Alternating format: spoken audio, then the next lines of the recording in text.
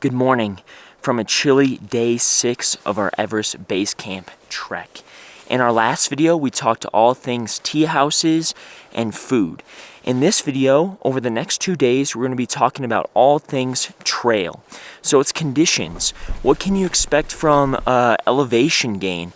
How are we dealing with altitude? Definitely can tell the air's thinner up here for sure. How are we dealing with the workload? How long are we hiking each day? 5 hours of hiking again today. So all of these questions are going to be answered in this video, so stick around.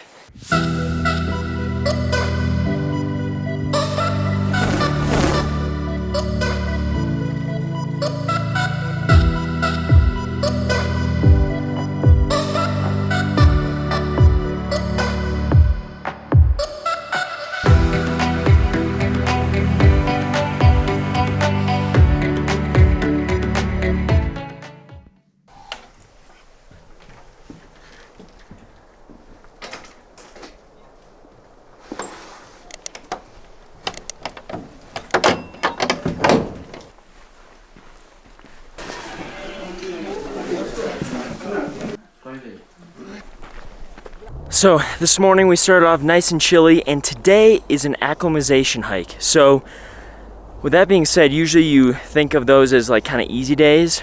Today is not that.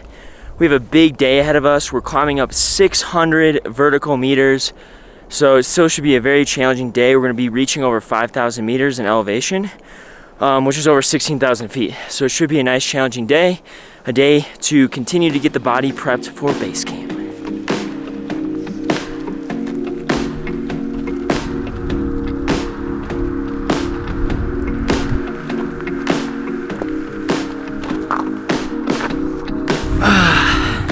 I think this is the first day me and Meg are both having a little bit harder time catching our breath. Yep. You definitely can tell the air's thinner up here for sure. Okay, first things first with Everest Base Camp Trail. You're not gonna have to worry about getting lost whether you're with a guide or by yourself. They're super well-trafficked trails, and surprisingly, me and Meg were talking about this yesterday, quite clean for the quantity of people that are going through it every day. They do a really nice job keeping it nice and tidy. Now, as far as terrain on Everest Base Camp Trail, you're gonna find that it's quite rocky, sandy, dusty at times. I would say in general, as far as footwear goes, just find something that's comfortable. I see a lot of people out on the trails that have these huge hiking boots, and to be quite honest, I'm not sure that that's really necessary. Unless you're carrying like a ton of weight. I would just make sure to find footwear that's gonna be comfortable, something that you can put on day after day after day.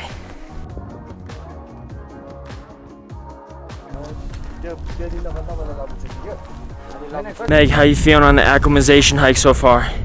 I feel better than I thought I would, to be honest. Other than that, I feel like I'm breathing exclusively in through my mouth, which is making my ears so cold. Like my inner ears.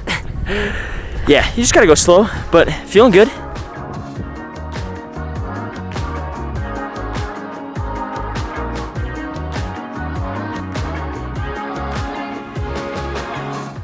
We made it. 5,050 meters. Actually kind of hard. But the mountain team did it. Phew, look at these views. Woo! There's a reason Meg's sitting on the inside, because it's just on the outside, because it's a sheer drop off on the other side of Meg. Woo. She's crazy.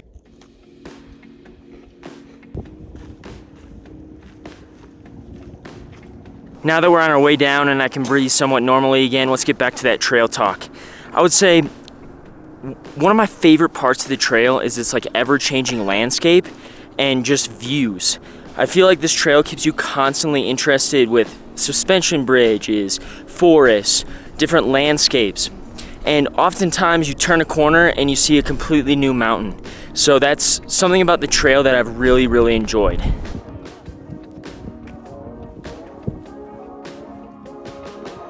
Woo! Vakta! Yoo! Done. Lunchtime. Went with the spaghetti for lunch today.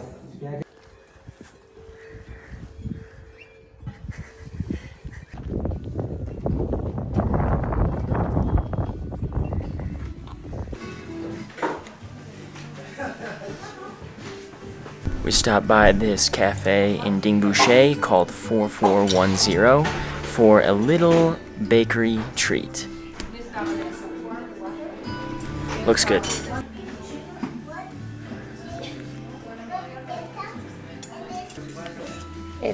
I can only do that because I got lucky. So close it out. Okay, so far, the altitude on this trip, we've been doing a pretty good job with. Okay, now I've been getting headaches like in the middle of the night. So I started taking Diamox, which is a high altitude sickness medication. Now I take one pill and I break it in half, and I have one in the morning and one at night. And honestly, like if I'm moving, I feel fabulous. If we're sitting, like in the evening, or specifically when I'm laying down in bed, my head starts to hurt a little bit. But other than that, I'm feeling pretty good. Ian, on the other hand, has had no problems, maybe a little bit of a headache when we have a big altitude jump. But other than that, he's been crushing it, so I'm proud of us. I would say that if you are planning to come to Everest Base Camp, I would try to find some way to test to see how you deal with altitude in general, just so you can be well prepared, whether it's bringing medication or just training a little bit differently. Letting your body test that out prior to coming here might be a benefit for you. Now, you might be wondering what the weather's like here on Everest Base Camp in November. We could talk about this all day, but I think it's probably just best if we show you what the weather's like here in November on Everest Base Camp. And we're gonna do that by showing you what it takes for us to get ready at night. Our nighttime routine starts now.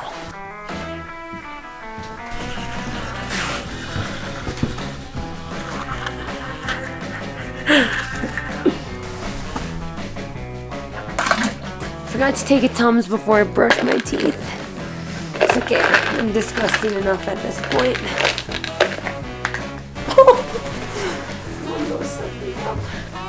So I change into my clean underwear for tomorrow so that I don't have to do anything cold again. Key is work fast. I can't. And then I start warming up. Now I just pause for a second until I'm warm. And then from this position, I start pulling out my clothes for tomorrow and shoving them in my sleeping bag. Hat. Already in my sleeping bag. We're like 7 days into this. I don't know what socks are clean and dirty anymore.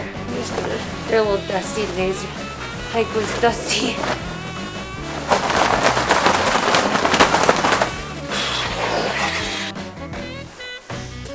We're at a point in our hike where we're sleeping with hats and gloves. And I just tucked myself in. And that's what it's like getting ready for bed in 15-degree weather. We'll see you tomorrow.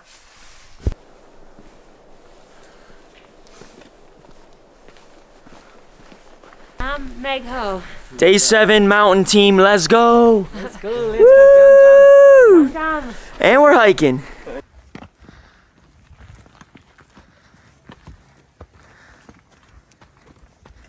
All right, let's talk about what we got going on today. Today we are hiking from Dingboche to Lobuche, which it's gonna be very similar elevation gain to what we did yesterday. Just under 600 meters, going from about 4,300 meters to about 4,900 meters. Should be about 5 hours of hiking again today, so should be another good one.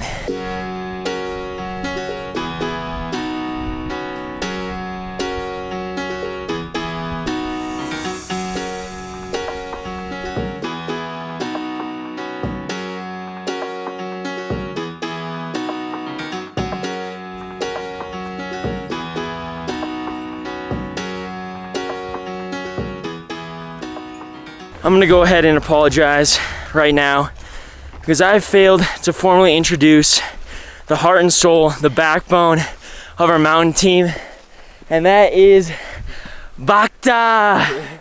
We call him King Bhakta. Here's what I know about King Bhakta. He's 29. He's got a great smile. He's got 3 kids.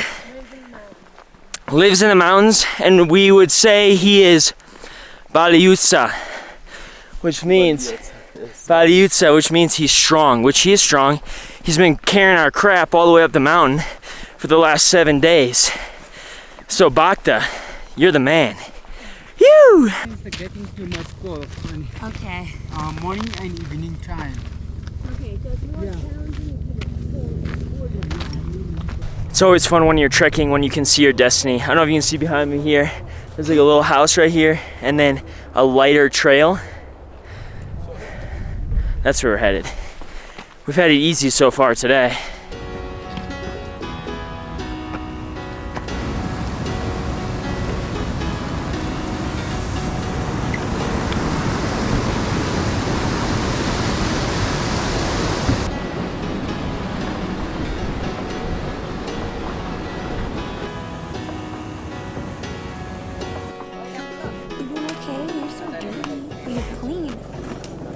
All right, as we're here taking a little break, let's discuss workload on this trek.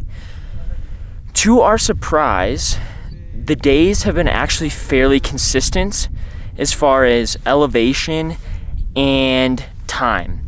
Most days, give or take a little bit, we're looking at anywhere from 4 to 5.5 to 6 hours of trekking, paired with about 400 meters to 600 meters of elevation gain.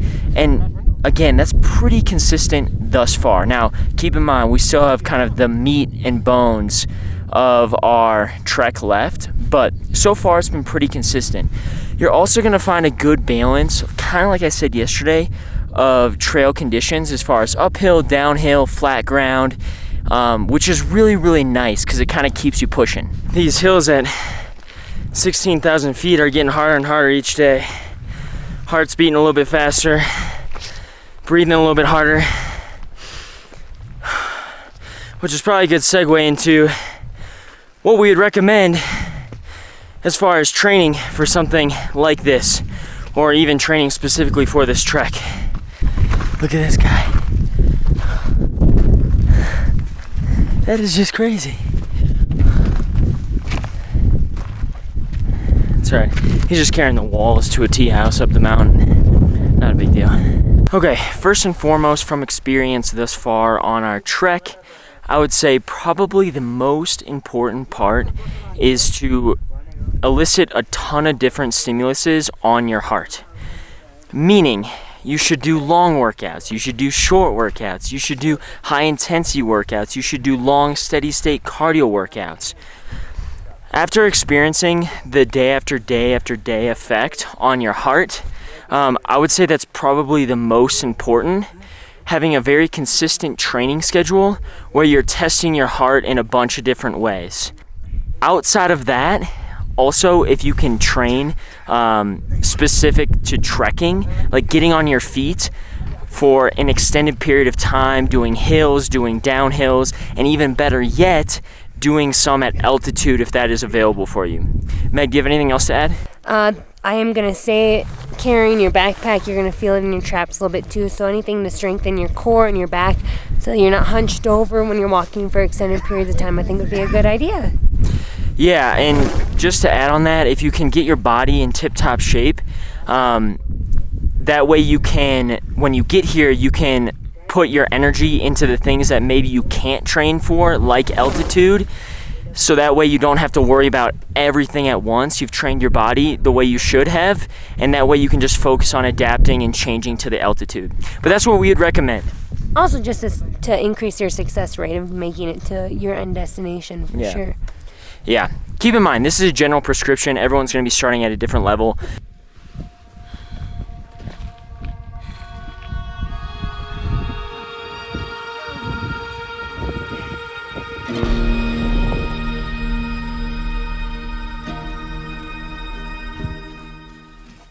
This is a pretty special place on the mountain here. This area is in memory of everyone who has lost their lives on Everest. So you can see they have a plaque here for each person and a little bit about them. You can see them all over here. It's pretty sad how many have lost their lives, but also kind of special at the same time that they are in memory here on the mountain, probably where they should be in memory. There's a lot. I'm like all lined up on that hill. There's pictures. I want to go look at them.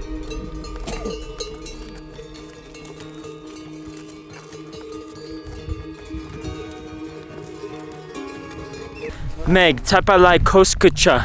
Milaitikta. तपाईँको नाम के हो? Tapako nam keho. Mi nam Ianoho.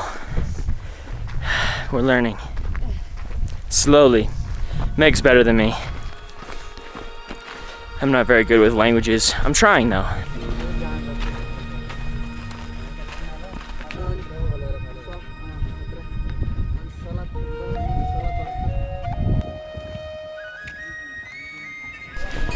Made it to Lobuche, 4,930 meters. Whew! Another great day of trekking. Very thankful.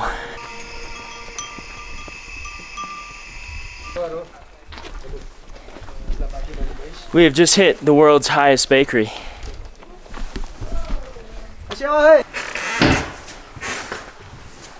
Oh, it's not freezing right now. Oh, look at the interior on this puppy. This is a super deluxe room. Honestly, there's sun in here, so there's a little bit of warmth. This wallpaper I think my grandma has.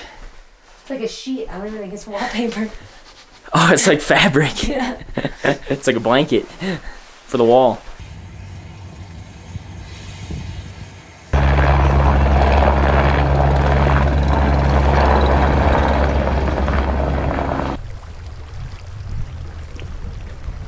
All right, we're gonna close out this video with this epic mountain backdrop. Thanks for joining us, going over some trail conditions, hopefully maybe giving you some tips to be better prepared for your Everest Base Camp trek. Me? Yeah. Okay. Stay tuned in our next video when we do what we came here for. Get to that base camp.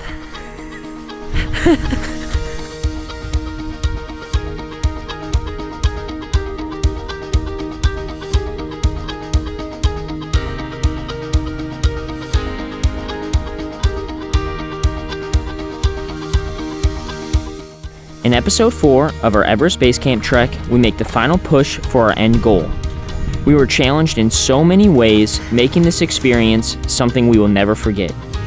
Make sure you subscribe so you don't miss finding out what makes this trek so special.